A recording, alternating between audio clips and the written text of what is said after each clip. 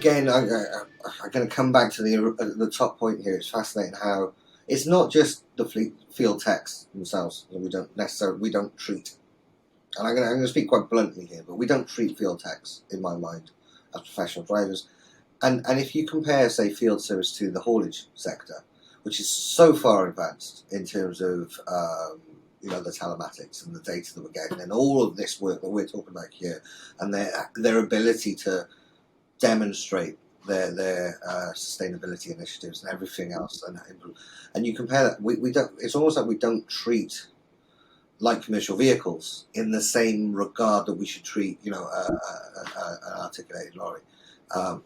It should be exactly the same premise. That data should be working on exactly the same point. And to that extent, if you just take the common like a scenario, so you've got Sally, who's a great technician that always tries to get to the customer on time to hit the SLA, but she's on 9 points. What's the company doing to support Sally so that she doesn't lose her license? Because it's no good if Sally loses a license to either to Sally or to the company.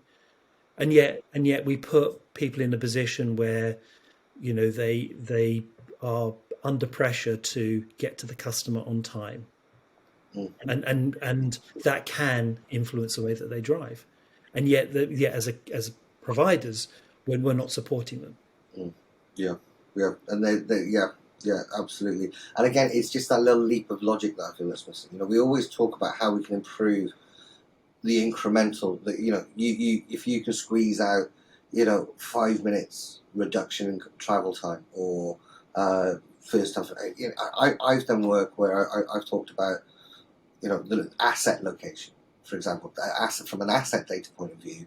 Let's say Sally's work involves visiting a hospital.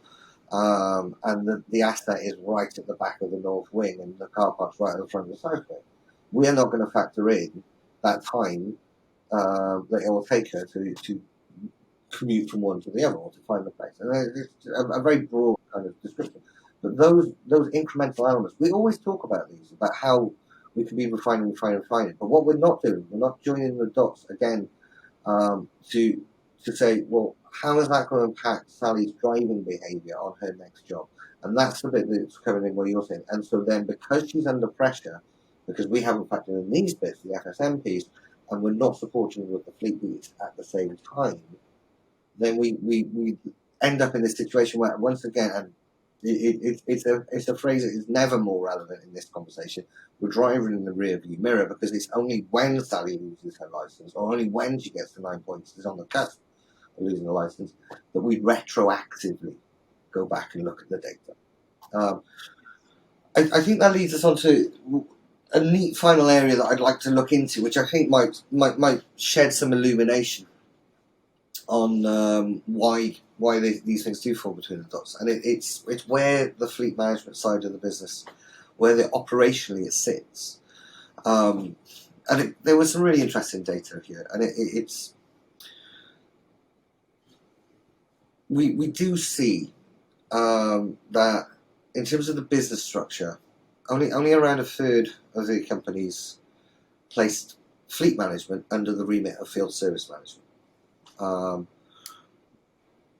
There were some areas, and maybe you can shed some light on this, I just couldn't get my head around them. There was a lot of companies, and again, it's show my ignorance in terms of the fleet management side of things, coming very much from a heavy field service operations background. Some companies place fleet management under the remit of HR, which I couldn't really get my head around, to be honest. Maybe you can help me with that. Sometimes it's a completely disparate unit, sometimes it's a standalone unit.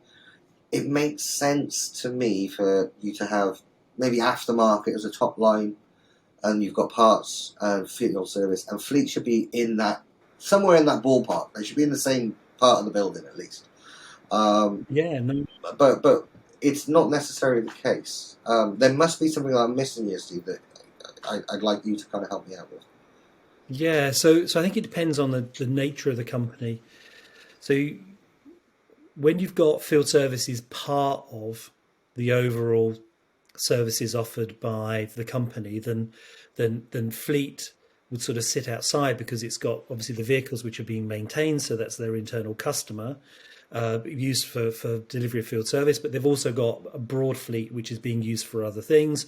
And companies are looking at it from a financial perspective in terms of, are they got the right vehicles?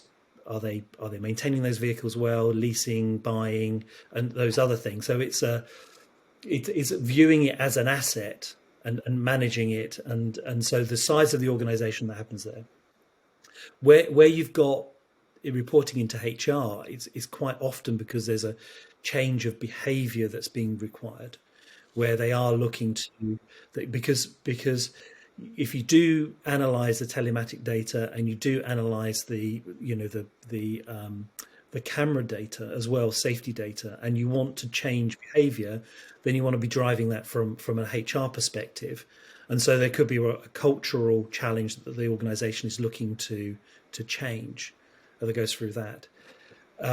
Reporting into fleet, there's a big reason why it should be reporting into into field service management, or at least having a very strong dotted line.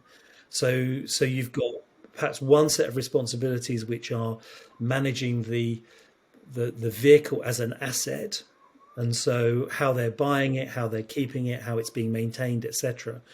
But you've got the other dotted line, which is the use of that data in the context of field service.